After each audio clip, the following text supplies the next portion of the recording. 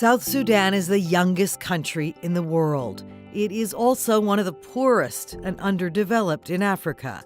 Now, 4 years in to a brutal civil war. Women and girls suffer the most in a place where rape is a weapon of war.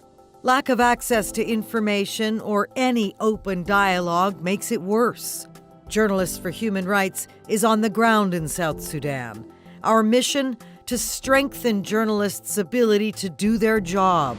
When I got Mustafa Dumbuya, he belongs to Journalists for Human Rights, and he was the instructor here.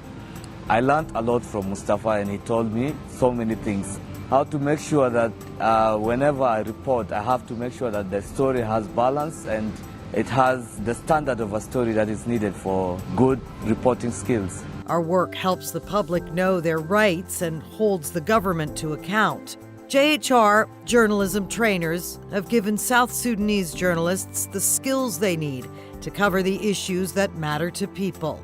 Extensive training and mentoring has put human rights on the front pages in South Sudan.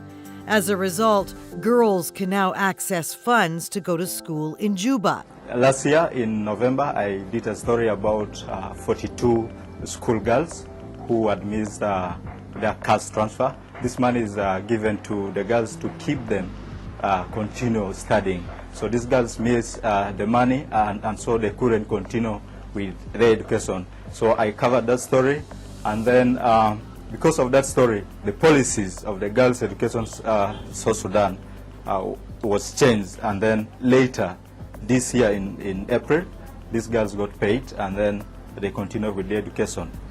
So I did all this work because of the help of the training that I got from DHR.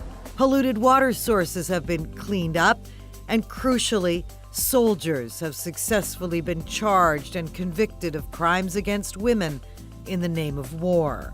Remarkably, a leading newspaper, once with few women on staff, now has a JHR-trained journalist, Anna Nimirano, as editor-in-chief. A country like South Sudan, where there is still conflicts and there is importance of journalists for human rights. Because if they are not there, it will be difficult even to write a story on human rights. Although I know it's not easy with the situation where journalists are facing in South Sudan, but it's important to have even journalists for human rights. We have to tell the truth, and we have even to write about human rights issues. Because if we are not writing, what will happen to the country? In the 2 years since JHR's work has moved across the country, the organization has trained over 150 journalists and helped produce human rights stories that have reached over 1 million people to help change lives. With your support, the best is yet to come.